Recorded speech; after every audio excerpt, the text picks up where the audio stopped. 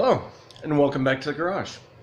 So, the one of you who doesn't know, I live in upstate New York, and that requires a lot of changes as the seasons change.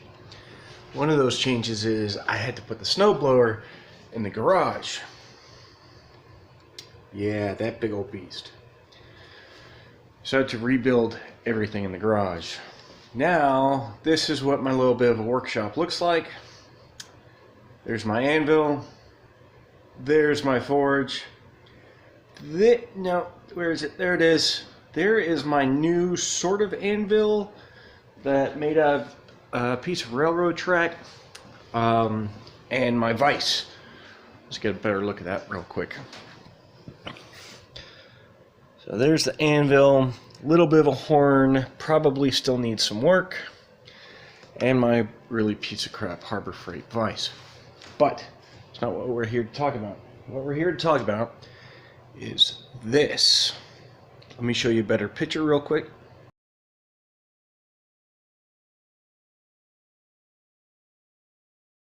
So what this is the core to an armor piercing round shot from a .50 caliber sniper rifle. What happened was last week I was hunting on Veterans Day with permission to go to the backside of a range. Anybody who's in either the Army or the Marine Corps knows that the impact area for ranges, that's where all the game is. Nobody knows why, but that's where they go. So I went there, and I found a lot of training rounds and rocket shells and all kinds of stuff because it's an anti-armor range on Fort Drum in upstate New York. So I had a great time. I saw a 6-point buck. I took a shot and I missed. But I found this. It's the core for an armor-piercing AP .50 cal round. And I thought to myself, steel core, something I might be able to forge. I'm going to try to do that right now. And what should I make out of that? Well, what better, more socially appropriate than a bottle opener? So I've been making a lot of these bottle openers. Not done yet.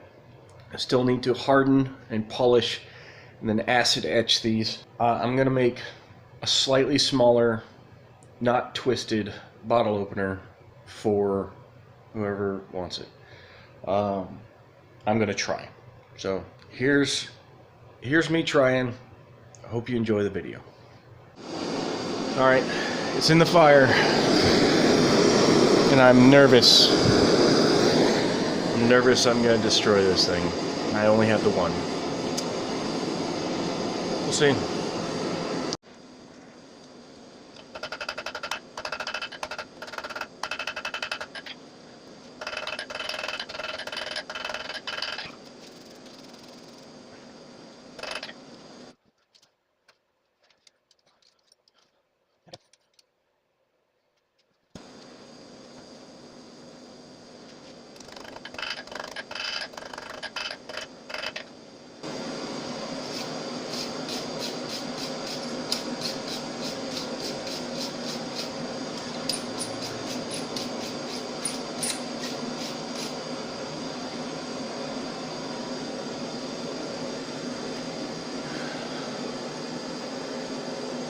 Alright, so I've made the shoulder here.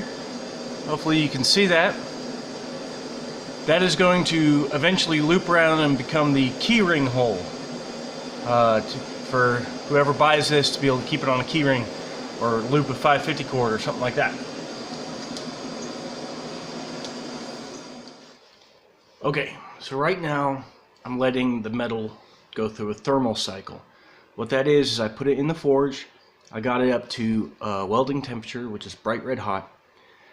Pull it out of the forge and let it air cool. That helps to normalize the atoms and the crystalline structure inside the metal.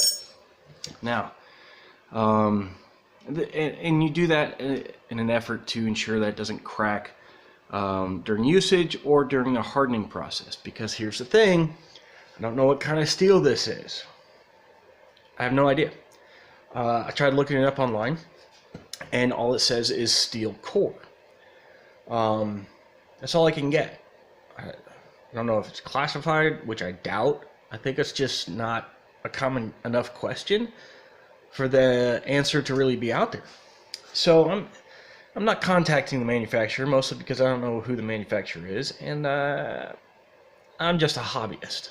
Okay, so I don't know what the best heat treat process for this is. I don't know if it's hot oil, if it's really hot oil, if it's cold oil, if it's water, hot or cold, I don't know. What I'm going to try is warm oil, warm to about 150, 200 degrees. I'll see if that works. Now, here's another problem. What I have here, let me switch this camera in. What I have here are two bottle openers that I have previously done. Okay, this one's good and it's a great length. I've tested it on a bottle, didn't bend it or anything. I probably don't need to harden these things, but I'm going to anyway. It worked great. This one, I think it might be a little bit too short, right? But only just a touch. Now, this piece of steel, from shoulder to shoulder here, is actually a little bit shorter than this one. So after I make the loops, am I going to have enough steel left over to make a twist and still have it long enough for it to do its job? I don't know. I don't know what I'm going to do. So what I'm probably going to do first is go inside and ask my wife, because she's smarter than me.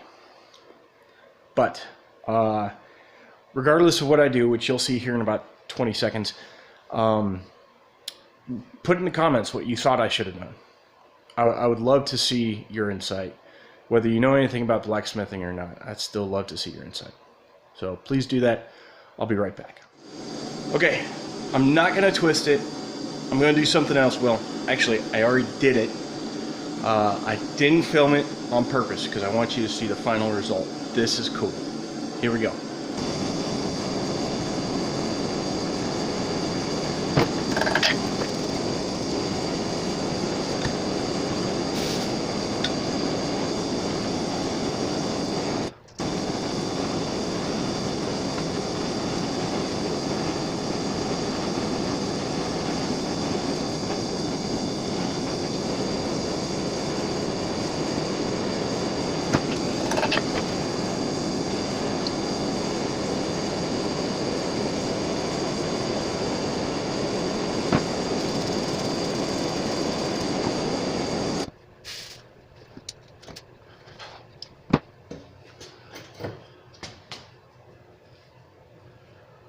All right, you ready?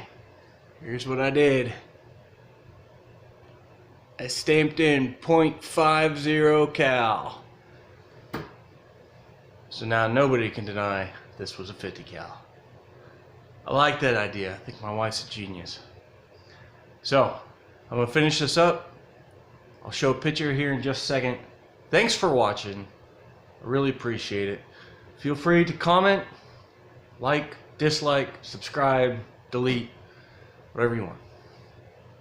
It's here for you. Thanks.